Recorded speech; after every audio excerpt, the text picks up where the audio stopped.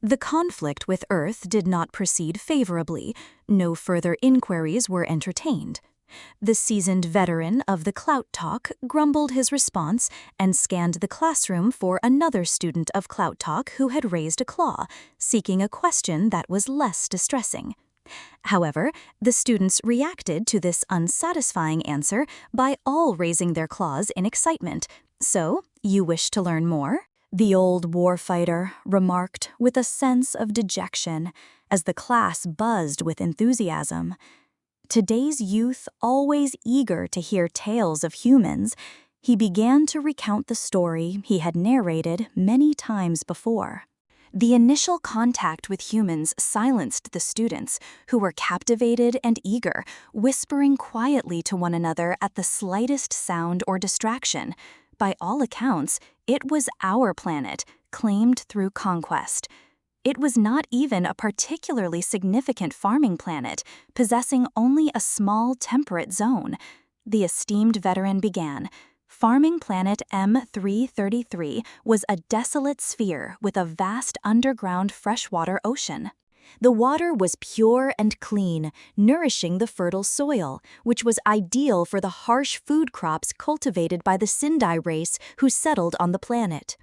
The Clout Talk discovered that the soil on this planet was also perfect for a beloved teal-like beverage.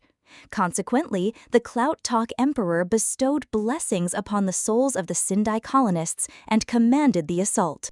The operation was swift, thorough, and ensured that no unnecessary suffering was inflicted upon those ordered to perish. Their remains were treated with dignity and returned to the Sindai. What the Clout Talk was unaware of was that the Sindai had recently encountered and befriended the humans just days after the planet was invaded, and before the first equipment arrived to commence the repurposing of the fields. The human vessel arrived, a single, enormous ship belonging to the United Earth Marine Corps. The ship deployed without prior notice, releasing hundreds of smaller ships that soared into the atmosphere. The old Clout Talk and his battalion were stationed to guard a crucial valley behind a defensive Shenfield wall, which halted all known weaponry in the galaxy. A solitary small ship landed far across the valley and dispatched 30 to 40 troops. The human Marines, clad in armor, found the Cloudex weapons to be largely ineffective against their protective gear. They charged forward in groups of 2 or 3, consistently advancing and firing, creating an unstoppable wave of deadly accurate Marines. By the time one could aim their rifle at a single Marine, they had already been exposed for too long. The old Clout Talk had witnessed no fewer than 10 of his comrades have their heads explode from the lethal kinetic projectile weapons wielded by the human Marines. A full third of the human Marines broke away from their formation, utilizing jump jets to swiftly ascend the side of the valley, gaining elevation up the hill, and positioning themselves beside the fortified shield wall. They then unleashed a torrent of fire upon the exposed flank of the Clout Talk.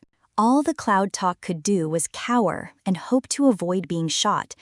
Meanwhile, the main body of the platoon of Marines roared loudly, their sounds drowned out by the massive explosions from their weapons, as they screamed their assault and charged forward.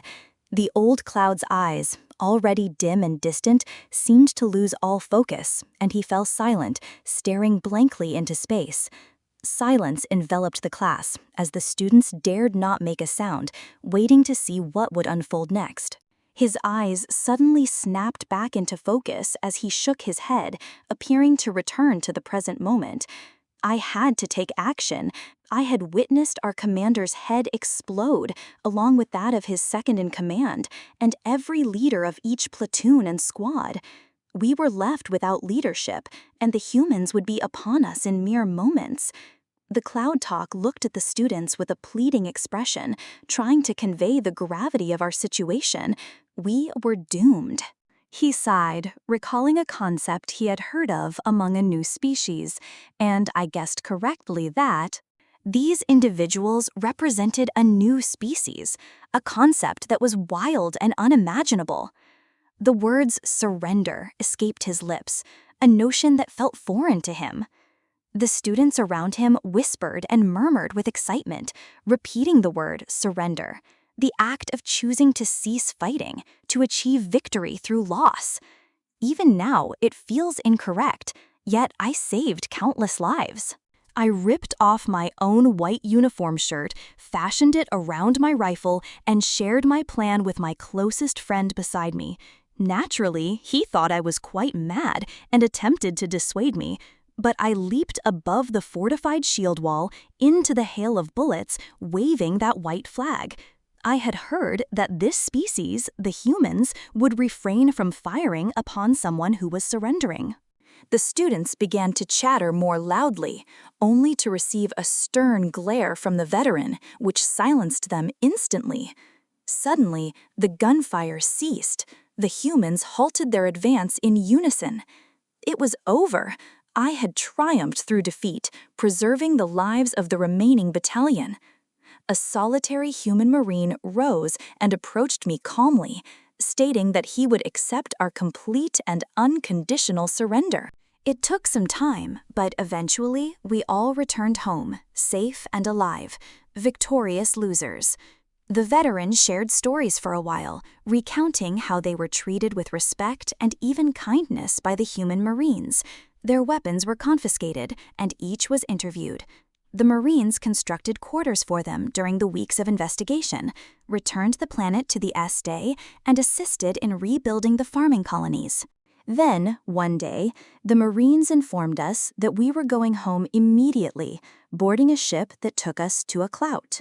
The outpost witnessed the Marines' arrival as they left our weapons neatly packed on the ground, ushering us out of their ship before launching back into space without a word of farewell. He proceeded to respond to inquiries with a newfound patience and less brusqueness regarding his return to his partner and children, sharing how they enjoyed many weeks together in almost constant embraces, grateful for their survival. He tenderly brushed his Medal of Valor, the highest honor awarded to the most courageous of heroes, which had been personally bestowed upon him by the Emperor himself. For years, we lived in fear of humans. Our entire empire was apprehensive that they would annihilate us, especially after they had threatened to do so if we attacked their allies again. However, we never did, and consequently, they never acted against us. In fact, they initiated trade and expressed a desire to befriend us. It was only after the brickstick assaulted one of our minor agricultural planets that we truly allied with the humans. The brickstick slaughtered our farmers, prompting me to take the courageous step of approaching the humans directly. I ventured into their territory alone, confident they would not harm me, having witnessed their eyes filled with compassion firsthand.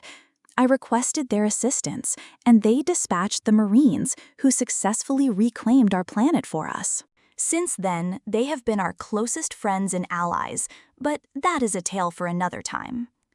The students buzzed with excitement as the elderly Cloud Talk approached the door, opening it with the announcement, "I have a surprise for you kids. This is Captain Johnson from the United Earth Marine Corps." With that, a colossal human entered the classroom, astonishingly balancing on just 2 legs, towering at twice the height. The tallest Cloud Talk, adorned in a breathtakingly perfect uniform, had eyes sparkling with merit. In a booming voice, he thundered a friendly greeting, accompanied by a smile and a wave. The children, filled with excitement, erupted in chatter, while the teacher fainted. This incident is what led this recruit to join the United Earth Marine Corps as a drill instructor, aspiring to be the first Cloud Talk Marine. There is no greater friend and no worse enemy. The young Cloud Talk student, now matured, stood proudly in front of his rack at attention, with the imposing human Marine drill instructor towering over him. The DI scrutinized him for an extended period before returning the rifle to the Cloud Talk recruit and simply stating, "Carry on, recruit."